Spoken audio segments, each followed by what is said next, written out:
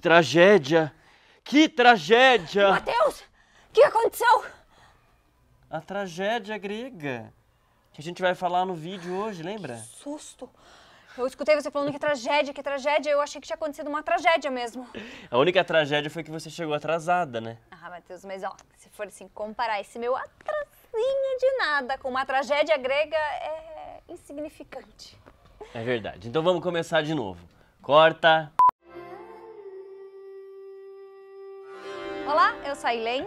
E eu sou o Mateus. No outro vídeo, contamos sobre como os gregos transformaram uma festa religiosa na arte que conhecemos hoje como teatro. E prometemos voltar aqui para conversarmos sobre os dois tipos de peças teatrais, as trágicas e as cômicas. Hoje nós vamos falar das tragédias. Tragédias tinham esse nome por causa de duas palavras gregas.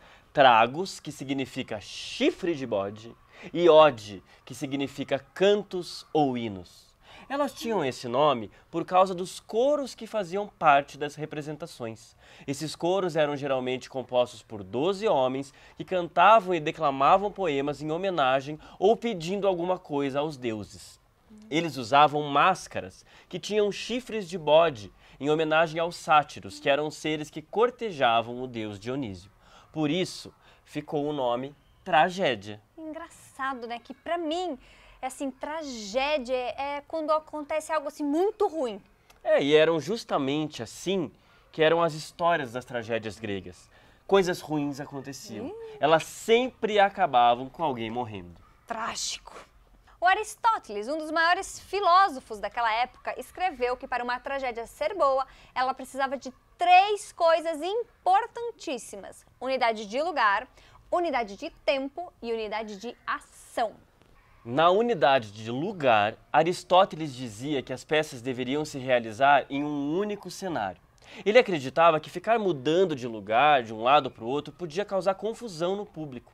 Os atores até podiam mencionar outros lugares, mas não atuar em outros lugares. E nem ter cenários que representassem outros locais. Tudo deveria acontecer em um único espaço. Já a unidade de tempo deveria ser como se a história estivesse acontecendo em tempo real e, de preferência, que não durasse mais de 24 horas. Ele acreditava que as peças em tempo real capturavam a atenção do público. Aí você deve estar se perguntando, 24 horas de peça? É que as peças aconteciam durante as festas dionisíacas, que duravam semanas. E as pessoas comiam, bebiam, descansavam e iam acompanhando as festividades e assistindo às peças. Como será que os atores ficavam depois de atuar uma peça de 24 horas, hein?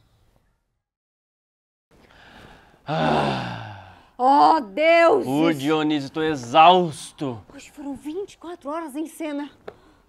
E olha que eu morri 2 vezes. E eu que fico vivo o espetáculo inteiro.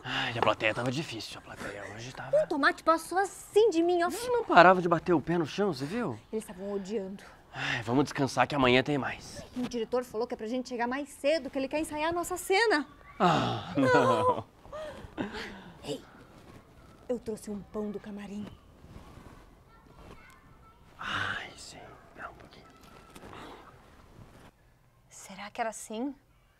Mateus, vamos continuar, porque, ó, pelo que eu sei, Aristóteles não gosta que fiquem divagando.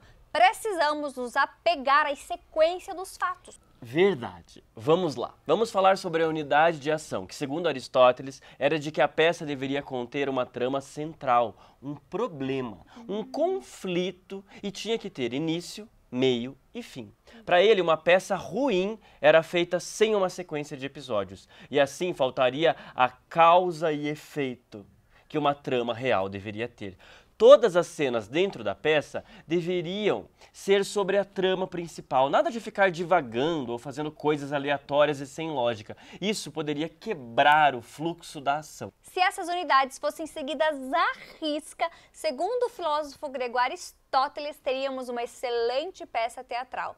Mas vamos continuar com os outros fatos, como por exemplo, as mulheres no teatro. Naquela época, apenas homens podiam participar das tragédias. Não existiam atrizes mulheres. E é por isso que eu vou embora. Não, volta aqui, Elaine. Hoje em dia as coisas mudaram e você pode falar sobre as personagens femininas das tragédias.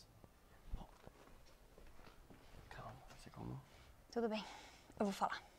Muitas vezes, o coro representava mulheres. Muitas dessas mulheres foram muito importantes para a Grécia, como as mulheres de Troia e de Tebas e também as mulheres de Atenas. E eram representadas divindades como as fúrias e as suplicantes. É verdade. Os dramaturgos da época ficaram muito conhecidos e até hoje as suas peças são encenadas e usadas como inspiração. Alguns desses autores são Ésquilo, Sófocles e Eurípides. Aliás, foi o Ésquilo que inventou o segundo ator para que o herói da sua tragédia tivesse alguém para responder que não fosse o coro. Ele escreveu algumas peças muito famosas, como As Suplicantes, Prometeu Acorrentado e Agamenon. E dizem que Sófocles inventou o terceiro ator só para ser melhor que o Ésquilo, é o que dizem. Fofoca, fofoca. São dele as tragédias Antígona, Édipo Rei e Electra. Já o Eurípides criou o Deus Ex Machina, que é quando uma máquina gigante fazia aparecer alguma divindade na peça para terminar a história do nada. Isso acontece na Medeia, e ele também escreveu as Troianas e as Bacantes. Naquela época, ainda não tinham escolas como conhecemos hoje, sabia? Não sabia. Então o teatro, principalmente a tragédia, era muito importante para as pessoas discutirem e aprenderem assuntos importantes para toda a sociedade. E a plateia não ficava só assistindo tudo em silêncio, não. Ela tinha muita importância nas apresentações. Lembra que era uma competição dos melhores dramaturgos? Então, a plateia ajudava a escolher as melhores tragédias. É mesmo. Se estava gostando, o público aplaudia. Se não gostassem, batiam o pé no chão. Além disso, o público podia se manifestar no meio das apresentações, chorando, rindo ou até respondendo os personagens. Quando o público participava do sofrimento visto em cena, ele se identificava e refletia sobre o sentido da vida e da morte. O público chorava, gritava e vivenciava tudo junto com os personagens. Aristóteles chamou isso de catarse. E isso fazia as pessoas lidarem melhor com a própria vida. É claro, né? Choravam pelo sofrimento alheio e depois saíam do teatro aliviados, pensando, ainda bem que não foi comigo. Ufa!